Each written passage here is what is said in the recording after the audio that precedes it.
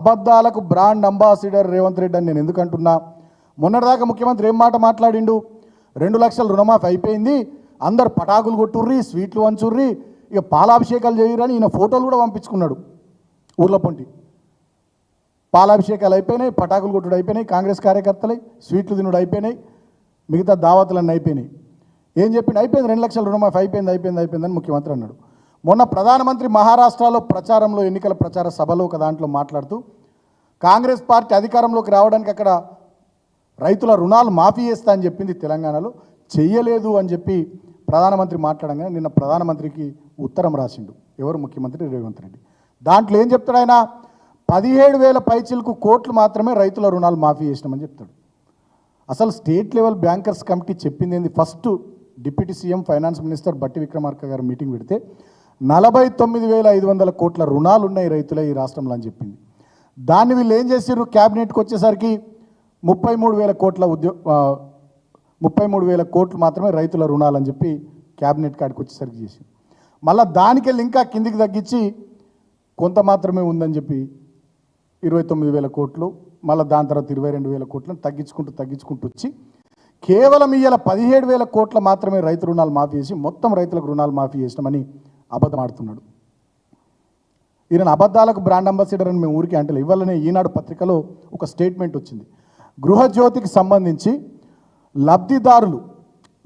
సంబంధించినటువంటి లబ్ధిదారులు 1,08,00,000 మంది తెలంగాణ రాష్ట్రంలో ప్రభుత్వ లెక్కల ప్రకారం ఉన్నారు. కానీ వీళ్ళు గృహజ్యోతి పథకంలో భాగంగా ఎంతమంది లబ్ధిదారులను ఐడెంటిఫై చేశారంటే తెలుసా? కేవలం 50 లక్షల మందిని ఐడెంటిఫై చేశారు. అంటే అన్నిట్లలో కోతలు వాతలు. మీదికి చూడనేమో ఆర్భాటపు ప్రకటనలు. గృహజ్యోతి అయిపోయిందని పేపర్లలో యాడ్లు ఇచ్చేసిరు, హోర్డింగ్లు ఎక్కేసినాయి. రైతు రుణమాఫీ అయిపోయిందని పేపర్లలో యాడ్లు ఇచ్చేసిరు, హోర్డింగ్లు ఎక్కేసినాయి.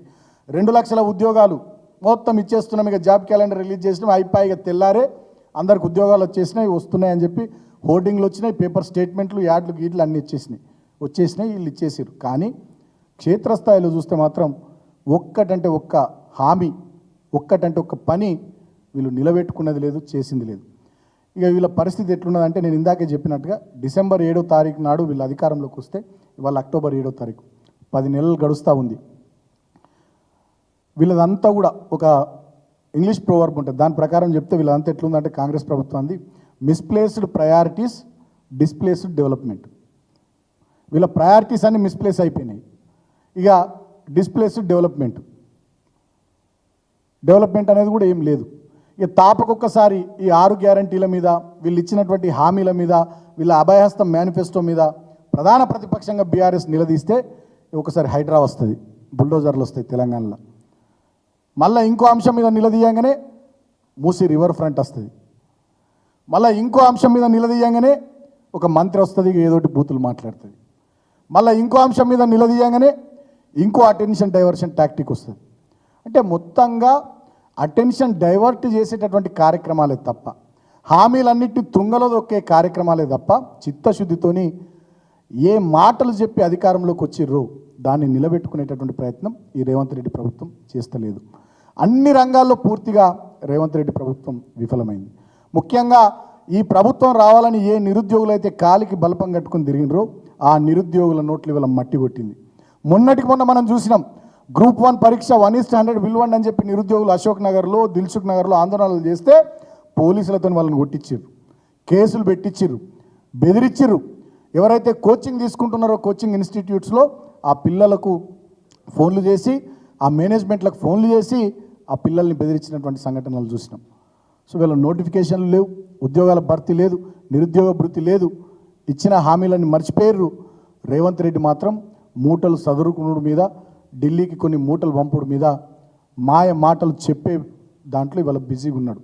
ఇవాళ కాంగ్రెస్ ప్రభుత్వం అంతా కూడా ముఖ్యమంత్రి నుంచి మొదలుకొని మంత్రుల వరకు ఎవ్వరు కూడా వాళ్ళు ఇచ్చినటువంటి ఈ అభయహస్తం మేనిఫెస్టో మీద ఎవరికి కూడా శ్రద్ధ లేదు.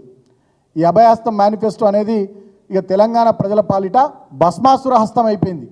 ఏ మేనిఫెస్టోని నమ్మి తెలంగాణ ప్రజలు కాంగ్రెస్ ప్రభుత్వానికి ఓట్లేసిర్రో ఈ మేనిఫెస్టో అనేది ఇవాళ అభయహస్తం కాదు, ఇది భస్మాసుర హస్తం అన్నట్టు అయిపోయింది.